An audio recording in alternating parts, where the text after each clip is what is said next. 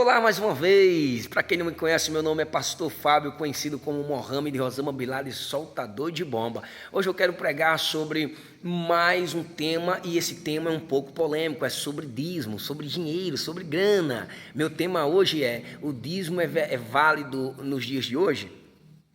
O dízimo nos moldes que nós temos no Antigo Testamento não é mais aplicável nos nossos dias. No Novo Testamento, nós temos as ofertas voluntárias para sustentar a obra de Deus. A Epístola aos Hebreus, principalmente os capítulos 9 e 10, deixa bastante claro que todas as cerimônias do Antigo Testamento foram abolidas com a vinda de Jesus Cristo, pois elas apenas tipificam aquele que viria.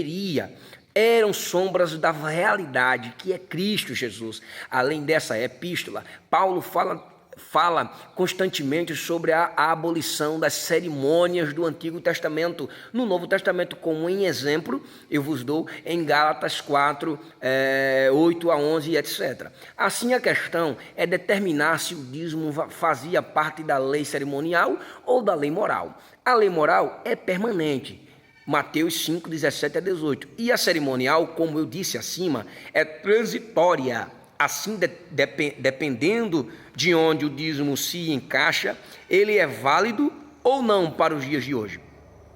Quando analisamos o Antigo Testamento, percebemos que o dízimo estava totalmente amarrado ao sistema sacrificial daquele tempo. E havia vários tipos de dízimos, como está escrito em Levítico 27, 32 e etc. Estando dessa forma ligado aos sacrifícios e ao sacerdócio veterotestamentário, o dízimo, como era praticado no Antigo Testamento, é impraticável nos dias de hoje. Assim, ele está incluso dentro da lei cerimonial e, dessa forma, não é mais aplicável no Novo Testamento.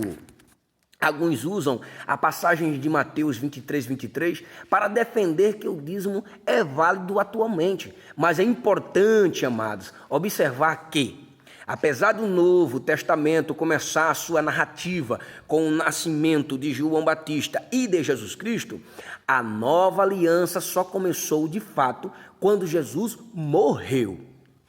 Em Mateus 26, 28 e em Hebreus 9, 11 a 17. Assim, quando Jesus disse o que está escrito em Mateus 23, 23, eles ainda estavam no Antigo Testamento. Portanto, essa passagem não pode provar a validade do dízimo para o Novo Testamento. Outros tentam defender a validade do dízimo com a passagem de Hebreus capítulo 7. Porém, nessa passagem, o autor da carta apenas mostra a superioridade de Cristo Jesus em relação ao sacerdócio do Antigo Testamento, usando Melquisedeque como um tipo de Cristo.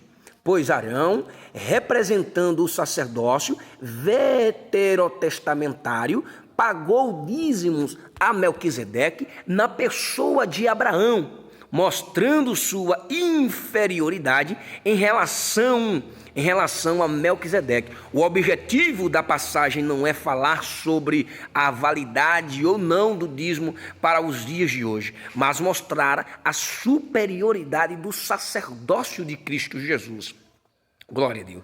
Dito isso, é importante mencionar que, atualmente, muitos cristãos estão prontos para negar a validade do dízimo para os nossos dias. Não porque querem dar mais, mas porque querem dar menos ou até mesmo nada.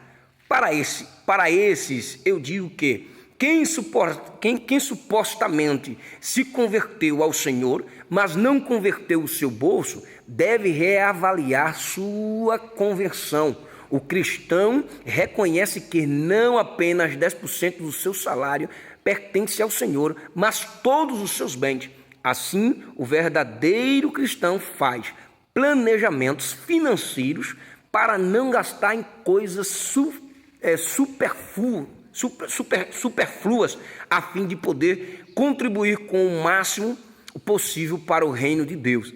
Voluntariamente, o verdadeiro cristão não busca viver uma vida de luxo, pois seu Deus não é o dinheiro, e sim o Senhor Jesus Cristo de Nazaré, a quem ele coloca em primeiro lugar.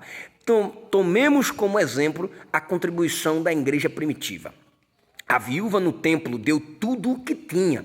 Lucas 21, de 1 a 4. Os primeiros cristãos vendiam propriedades e depositavam todo o valor aos pés dos apóstolos. Atos 4, 34 a 37. Os pobres da Macedônia contribuíram acima de suas posses, em 2 Coríntios 8, e versículo 1 a 3. Padrão que o cristão deve seguir. Devemos também lembrar que os pastores que Deus designou para pastorearem o rebanho precisam de sustento, sendo responsabilidade da igreja provê-lo.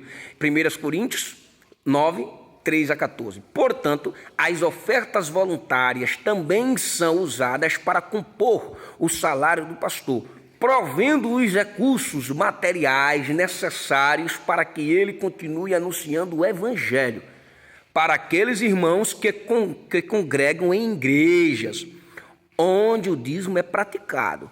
Isso não é o meu caso, Tenho recomendado que continuem contribuindo com o dízimo, mas considerando em seus corações como uma oferta voluntária e não se satisfazendo em contribuir apenas com a 10ª parte, mas com o máximo possível, como acontecia na igreja primitiva. Veja bem, como acontecia na igreja primitiva. Espero ter ajudado você a entender se pode ou não dar o dízimo. Se gostou, por favor, aperta no beleza, se inscreva para nos ajudar a continuar. Amém? Que Deus te abençoe sempre. Tchau, tchau, tchau.